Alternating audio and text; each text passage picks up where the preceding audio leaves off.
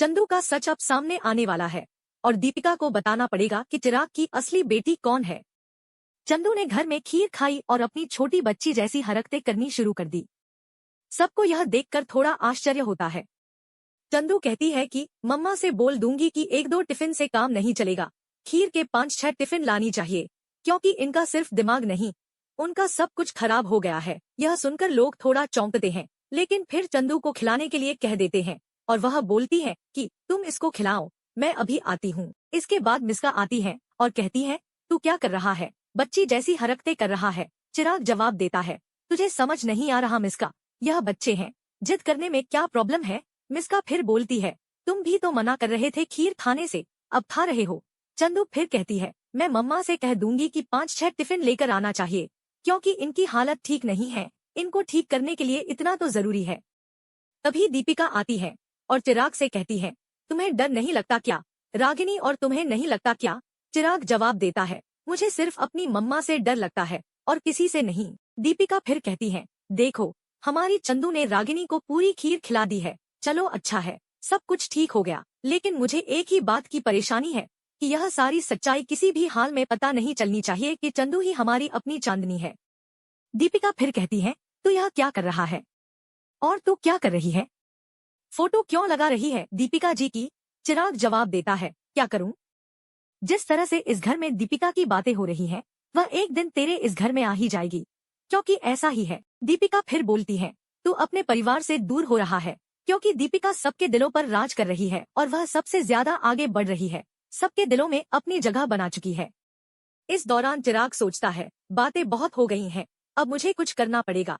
दीपिका फिर कहती है 5 सालों में तूने अपने 5 साल कैसे गुजारे हैं वो मैंने तुझे देखा है, किसी और ने नहीं, इसलिए तू दीपिका को लाने की सोच रहा है। चिराग फिर कहता है ऐसा कभी नहीं हो सकता, अब मुझे खुद ही कोई फैसला लेना पड़ेगा, मैं चुपचाप और शांत नहीं बैठ सकता, मुझे कोई ऐसा फैसला लेना होगा ताकि रागिनी से दीपिका न मिल पाए। दीपिका फिर कहती है तू कब सोचेगा, क्योंकि इतना टाइम निकल चुका है, कुछ ऐसा ना हो जाए कि रागिनी तुझसे दूर हो जाए। चिराग फिर गुस्से में कहता है मैं तो इस बात से परेशान हूँ कि कोई ऐसा डॉक्टर साहब फैसला न ले ले जो गलत हो और रागिनी का फ्यूचर बर्बाद हो जाए। दीपिका फिर कहती है अच्छा ठीक है, हम कुछ सोचते हैं। तभी चाची आती है और कहती है तू यह क्या कर रहा है चिराग, तुझे ऐसा नहीं करना चाहिए, 5 साल की छोटी बच्ची को तू हमसे दूर कर रहा है। चिराग फिर कहता है देखो हम तुम्हारे लिए कुछ लेकर आए हैं। चिराग की माँ कहती है हमें स्कूल जाना है, आज तुम्हारी तबीयत ठीक नहीं है तो तुम नहीं जाओगे। तभी जानवी आती है और कहती है देखो मैं तुम्हारे लिए कुछ जरूरी सामान लेकर आई हूँ। ठीक है, चिराग फिर कहता है क्या हुआ, मैं वहाँ नहीं जाने वाली हूँ, मैं कहीं जा रही हूँ क्या। जानवी फिर कहती है तुम मेरे गले लग जाओ, पता नहीं कब यह मौका मिलेगा। चिराग फिर हैरान होकर पूछता है क्या हुआ, तुम ऐसा क्यों बोल रही हो, कुछ हुआ है क्या। जानवी फिर कहती है हम तुम्हें लंदन लेकर जा रहे हैं। चिराग फिर कहता है यह तो बहुत दूर है, मैं तो नहीं जाने वाली हूँ। जानवी फिर कहती है देखो इनको रोकिए, देखो यह तुम्हें कैसा लग रहा है, यह सब चीजें तुम्हारे लिए बहुत जरूरी होंगी। चिराग की माँ फिर गुस्से में कहती है देखो तुम्हारे लिए यह सब अच्छा है ना।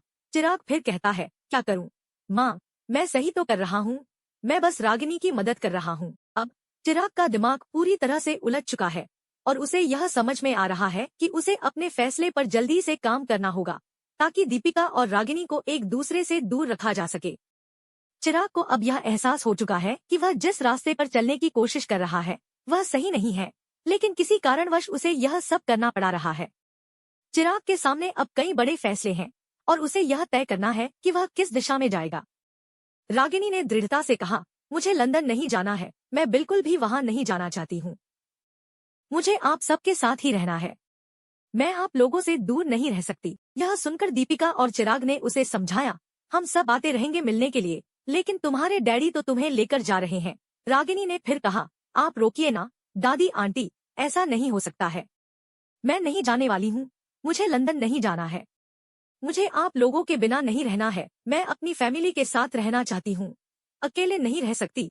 तब उनकी चाची जानवी आई और रागिनी से कहा रागिनी इधर आओ। जानवी ने समझाया बिल्कुल बेटा, लेकिन तुम्हें जाना तो पड़ेगा क्योंकि लंदन में तुम अकेली रहोगी। रागिनी की चिंता और नाराजगी से चाची थोड़ी परेशान हो गई और कहा, तुमने जो यह किया है, हमें सब पता है कि तुमने पृथ्वी से शादी पैसों के लिए की है, प्यार के लिए नहीं। और तुम्हारी जिंदगी के कर्म ऐसे नहीं थे कि तुम माँ बन सको, लेकिन यह एक कृपा है कि तुम प्रेग्नेंट हुई। रागिनी ने जवाब दिया, तुम्हारा यही डर है। तुम सोचती हो कि सारी संपत्ति मेरे बच्चे के नाम हो जाएगी, लेकिन ऐसा नहीं होगा। चंदू ही चांदनी है और तुम यह जानती हो, मगर याद रखना कि हम कभी भी इन तीनों बच्चों में भेदभाव नहीं करेंगे। हम जो भी करेंगे वह सब 3 हिस्सों में बांटा जाएगा। रागिनी ने कहा, आप जो सोचना है सोचिए, लेकिन दीपिका कभी भी इस घर में वापस नहीं आएगी, यह मैं जानती हूँ। वहीं दूसरी ओर चिराग ने कहा, आप यह सेमेस्टर खत्म होने दीजिए, वरना उसका पूरा साल बर्बाद हो जाएगा। लेकिन चिराग की माँ ने कहा, आप नहीं समझ रहे हैं, ऐसा नहीं हो सकता। चिराग ने फिर कहा, डडू मुझे लंदन लेकर जा रहे हैं। रागिनी ने मम्मा से कहा, मम्मा प्लीज कुछ करो। मैंने कभी फ्लाइट में सफर नहीं किया, मुझे नहीं पता कि मैं कहाँ जाऊं। मैं चूचू चूहिया से कभी नहीं मिल पाऊंगी।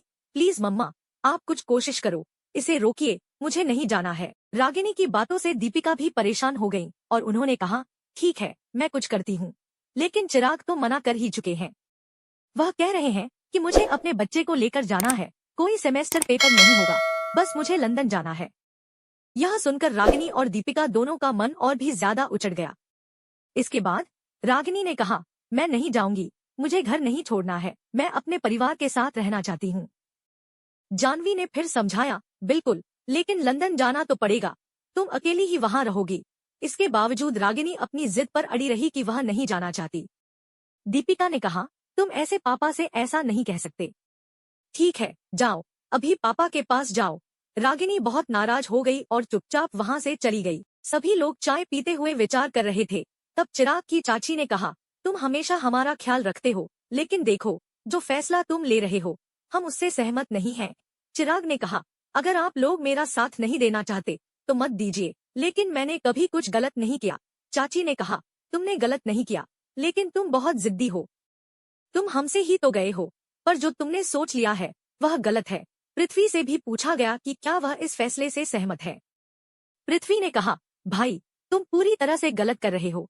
किसी को यह पसंद नहीं आता कि रागिनी चिराग के साथ लंदन जाए। चिराग के मन में यह सवाल था कि क्या उसे अपना फैसला बदलना चाहिए। रागिनी के लिए यह एक मुश्किल दौर था, क्योंकि वह अपनी माँ से दूर नहीं जाना चाहती थी। और दीपिका ने महसूस किया कि उसे अपनी बेटी को इस मुश्किल घड़ी से निकालना होगा। इसके बाद स्कूल जाने से पहले रागिनी के लिए कुछ तैयारी की जाती है। जानवी ने कहा, तुम स्कूल तो जा ही रहे हो, लेकिन तुम्हें यह समझना होगा कि लंदन में अकेले रहना तुम्हारे लिए बहुत कठिन हो सकता है। यह सब देख रागिनी ने अंत में कहा, मुझे आप सब के बिना नहीं रहना है, मुझे अकेले नहीं जाना है, मुझे अपने परिवार के साथ रहना है। चिराग ने समझा कि वह रागिनी का भला ही चाहता था, लेकिन फिर भी उसे इस फैसले पर विचार करना चाहिए था। एक और दीपिका ने यह निर्णय लिया कि रागिनी को उसके परिवार से कभी दूर नहीं किया जाएगा। चिराग और दीपिका की बातचीत के बीच यह साफ हो गया कि रागिनी को लंदन नहीं भेजा जाएगा और वह अपने परिवार के साथ ही रहेगी। इस तरह चिराग की सोच में बदलाव आया और उसने अपने फैसले पर पुनः विचार किया। यह पूरा मामला रागिनी के परिवार के लिए बड़ा उलझन भरा था, लेकिन अब उन्हें यह एहसास हो चुका था कि परिवार ही सब कुछ है और रागिनी को किसी भी हालत में अपने परिवार से अलग नहीं किया जा सकता था। आखिरकार